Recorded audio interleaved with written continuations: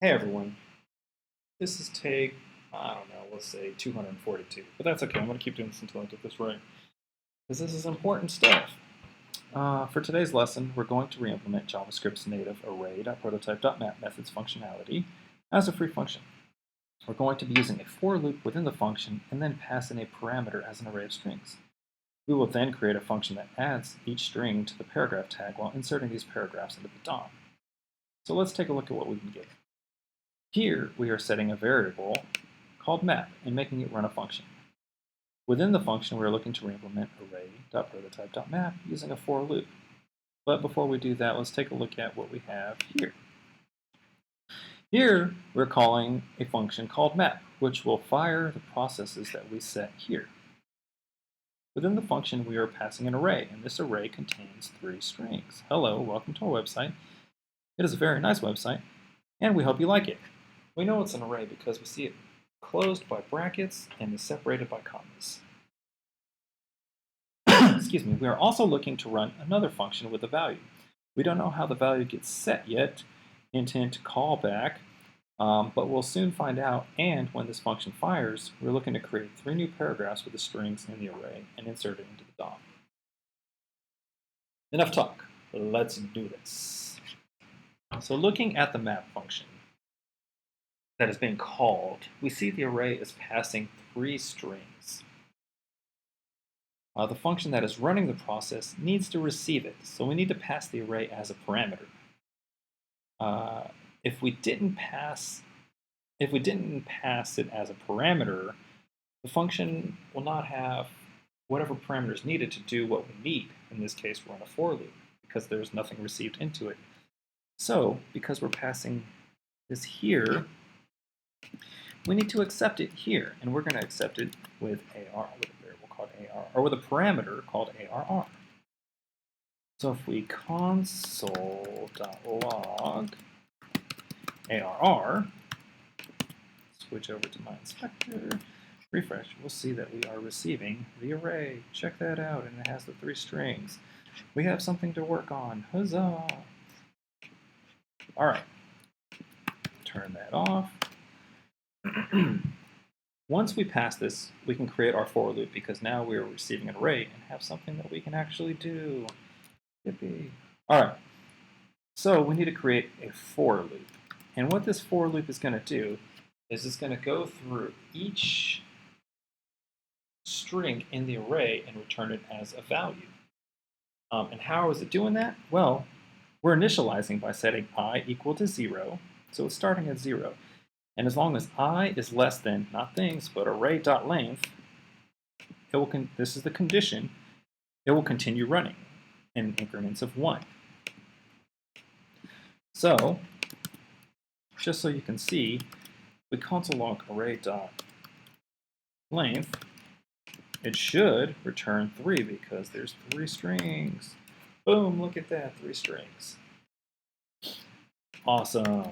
So this is going to run 3 times and return each value in the array. So if we were to console, turn this off. So if we are to console.log ARR, in theory, if we did everything correctly, we should be able to see each value of the array separately. Look at that. We have each value of the array separately. And the reason I like to console log, just a side note, because I've been doing it, I did it like twice now, is because it's good to check your work as you make progress. If you don't check your work, you're going to go down all the way down to the bottom, and you're going to be like, where did I mess up? I have to go back through all of this. So it's always good to console log everything you do. So now we need to get this value, or each of these values, back to the function below so that we can insert them into the paragraph and essentially insert them into the DOM. All right, so what do? Since we need to get each value of the string back to the function, we will need to create a callback. We will call this callback because it's generic. And we're going to pass each value into the callback. We need to return it as a parameter because we talked about if we don't send any data, it's not going to have anything to do. It's not going to have any data for it to use. So we will send it as a callback. Well, we're setting the callback. We're calling the callback, which will run this function, which will in turn give us a value that we can access here and use. So we can receive it, and we can receive it as a value. Oh, look at that. I have an extra bracket there. And I left all this on, so where did I leave off? Now let me go all the way back and do everything that we talked about. Last thing you saw was the console.log array I, right? Yep, okay. Well, my apologies, I didn't switch back. So let me go over this again. So now that we have each value being returned in this loop,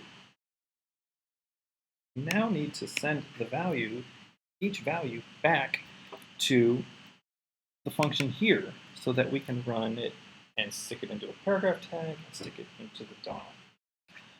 So go ahead and comment this out.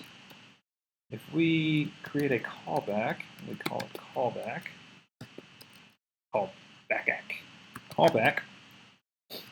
and we're gonna callback array I.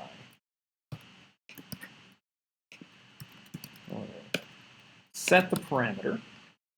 So callback is going to run a function, and this function is going to return the value as a parameter here so that we can access it, so that we can stick it in a p tag and stick it in the DOM. I think I've said that like 3 times now. It's deja vu. Deja vu, definitely. Awesome. All right, so now we are receiving the value in the function down here. So let's check to make sure we are. Console.log value.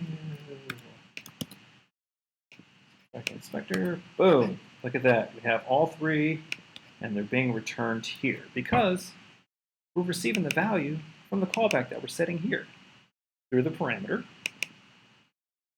so we can access it. Now, what we need to do is we need to go ahead and stick each of these values into a paragraph. So let's set a, switch back.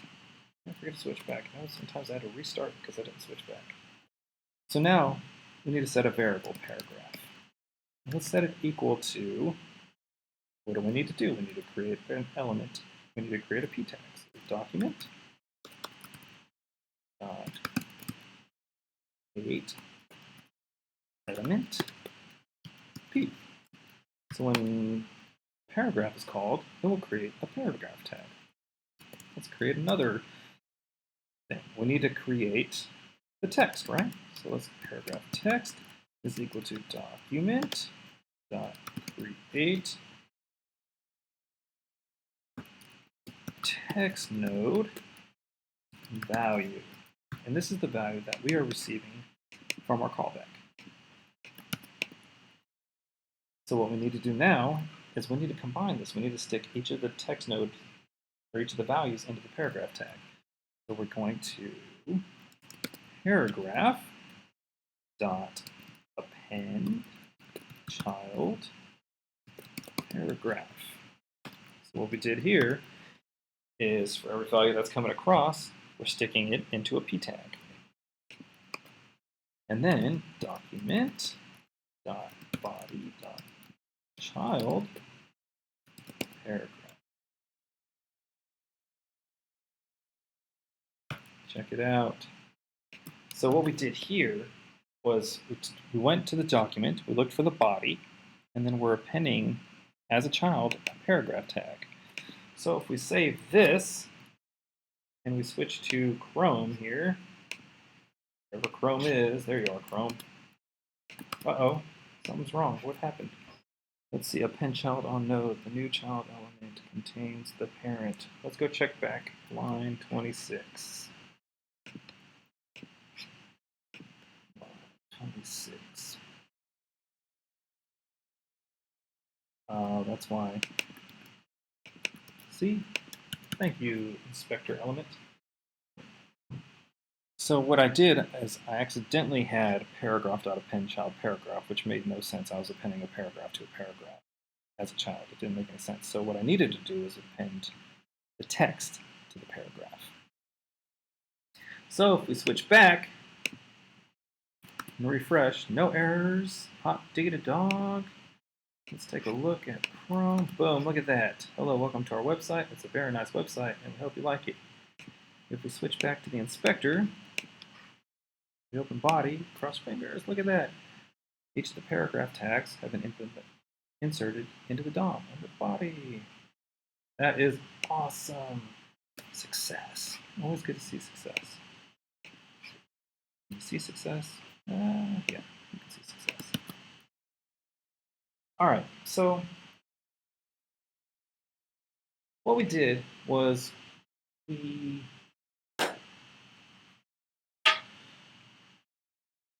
ran a function called map. And in this function, we passed an array with strings. And we learned that we had to accept it as a parameter in order to access it. And once it was accepted, we went through and created a for loop so that we can return each value. And we set a callback function so that we can access the value and add these values to our p tags that we created. Some things I want you to remember is that when you do a for loop, it's going to continuously run unless you give it somewhere to stop. That's why we did array.length, or arr.length. I don't want to say array because that's JavaScript native. We did arr.length. So it knew to stop at 3. Another thing to remember is to use a callback to get the value that we need to transfer as a parameter to the function like we did here. We set a callback, it ran a function so that we can access the value, and we can add the value to our p tags. And really, really important is that console logging anytime you can will help.